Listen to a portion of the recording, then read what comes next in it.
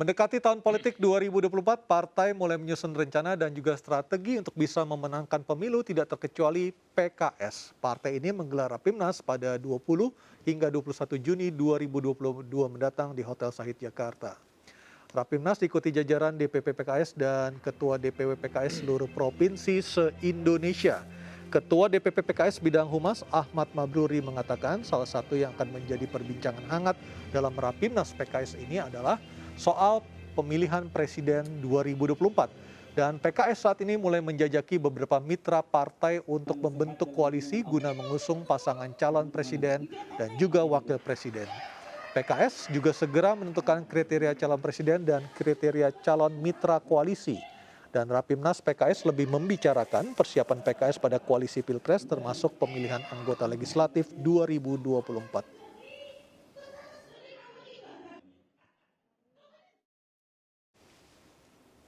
Pemirsa, PKS dan Partai Nasdem direncanakan akan bertemu Rabu lusa. Pertemuan tersebut tidak lepas dari penjajakan koalisi kedua partai.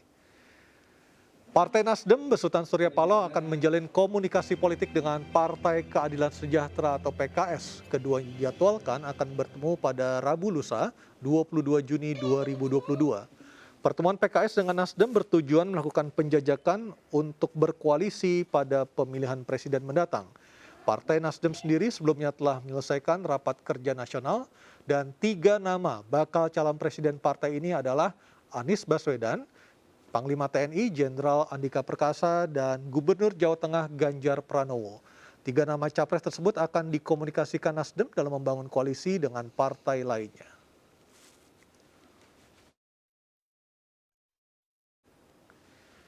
Sementara itu terkait rencana koalisi, Partai Demokrat menyebut besar kemungkinan pihaknya berkoalisi dengan PKB dan PKS. Wasekjen Partai Demokrat Irwan mengatakan pihaknya terus membangun koalisi dengan PKB dan PKS dengan semangat kebersamaan, kesetaraan, dan saling menghargai.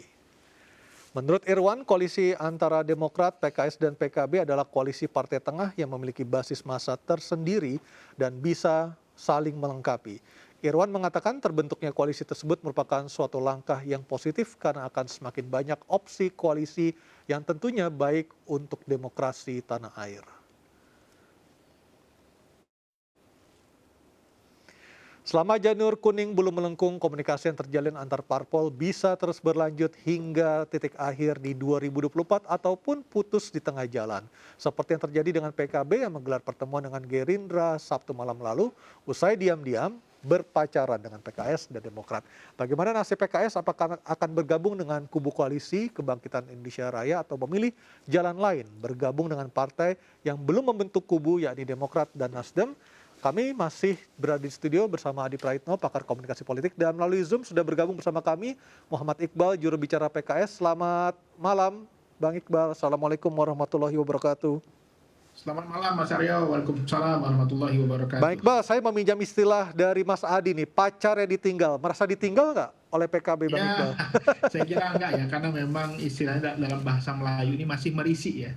Merisi itu artinya nanya-nanya gitu ya. Okay. Udah ada calon belum ya?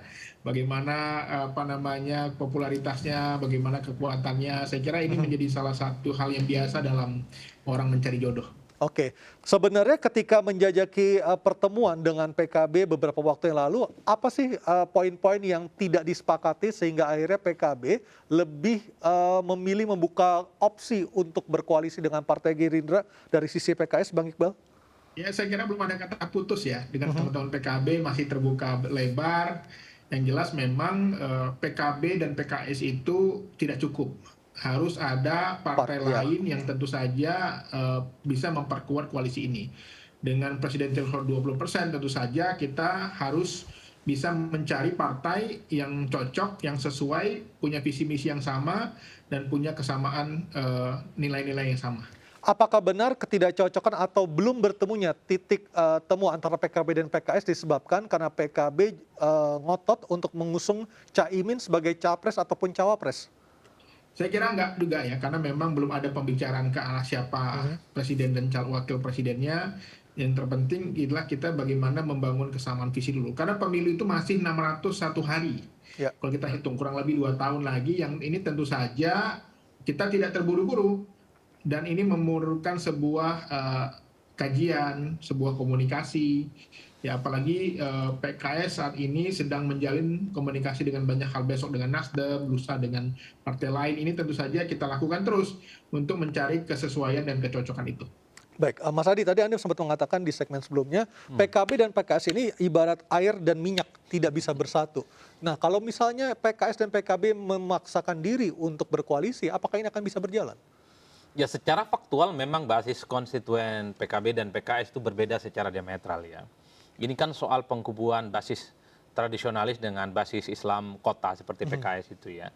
Dua hal yang kutubnya sebenarnya mengeras sejak 2007 yang lalu bahkan sampai sekarang ya. Tapi dalam politik itu kan apapun bisa terjadi, Mas. Kalau misalnya tawaran dari PKB masuk akal dan PKS juga merasa diuntungkan dalam konteks politik elektoral, saya kira juga akan ketemu. Artinya minyak dan air bisa bertemu untuk kepentingan politik, dan itu terjadi hanya di Indonesia, Mas. Itu yang pertama ya. Yang kedua yang saya baca rata-rata bahwa bukan hanya PKB, PKS pun sebenarnya pastinya untuk 2024 berkoalisi dengan siapapun yang berpotensi menang. Karena menjadi oposisi 10 tahun itu bukan perkara gampang. Rumit, tidak ada akses terhadap kekuasaan, logistik yang dibutuhkan begitu banyak untuk memanaskan mesin politik. Maka inilah yang sebenarnya membuat PKS tidak langsung buru-buru memutuskan dengan siapa berkoalisi, apalagi dengan PKB dan Muhaimin Iskandar yang pastinya PKS sudah tahu betul kalkulasi untung dan ruginya. Nggak mungkin berkoalisi dengan mereka yang punya elektabilitas rendah, calonnya juga tidak terlampau signifikan di survei.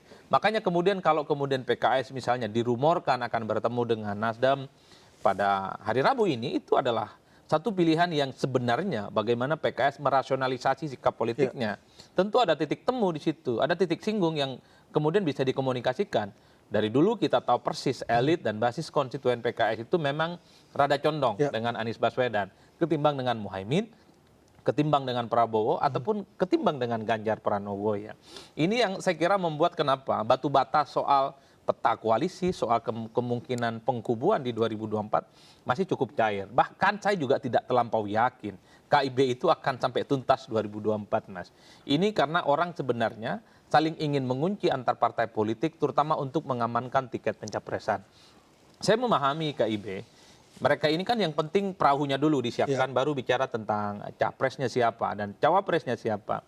Saya mengibaratkan KIB ini kan semacam orang bermain bola, tapi melakukan gerakan-gerakan tanpa bola. Antar gelandang, antar back gitu ya. Ini saling berkomunikasi, tapi mereka ini belum bersepakat soal siapa yang harus cetak gol nantinya.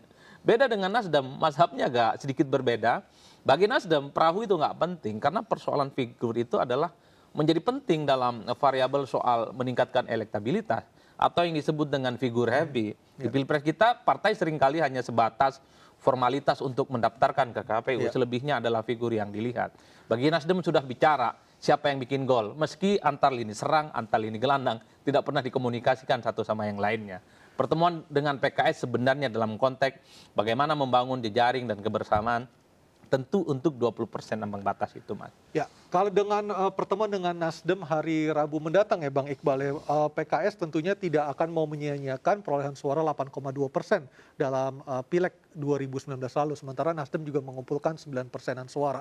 Apa yang bisa ditawarkan PKS untuk menaikkan bargaining politik ketika bertemu dengan Nasdem ataupun ketemu dengan Pak Surya Paloh, Bang Iqbal? Yang jelas dimanapun orang tahu bahwa PKS inilah partai kader solid, satu komando, ya artinya kita memiliki partai yang kader-kadernya itu siap berjuang, siap menerima arahan, siap menjalankan apa yang sudah digariskan oleh pimpinannya.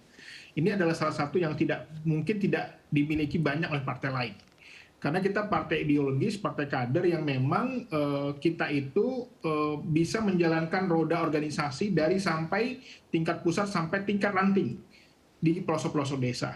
Nah, ini yang menjadi salah satu kekuatan PKS, dan yang penting adalah PKS ini sekarang ini sering sedang mencari tokoh ya yang bisa mempersatukan elit-elit bangsa yang saat ini sudah mulai terpolarisasi oleh politik dan perbedaan pandangan. Dan kami rindu sekali dengan sosok pemimpin yang berintegritas, jujur, ya, bebas dari kasus-kasus korupsi, dan yang terpenting adalah bisa menyatukan segala elemen bangsa saat ini. Oke, baik, kita akan melihat juga pemirsa apakah pertemuan dengan Nasdem pada Rabu lusa menjadi bagian dari penjajakan koalisi semut merah ataukah PKS dan Nasdem akan membuka koalisi baru di antara partai-partai yang ada saat ini. Kami akan segera kembali dengan dialognya lebih dalam lagi usai pariwara.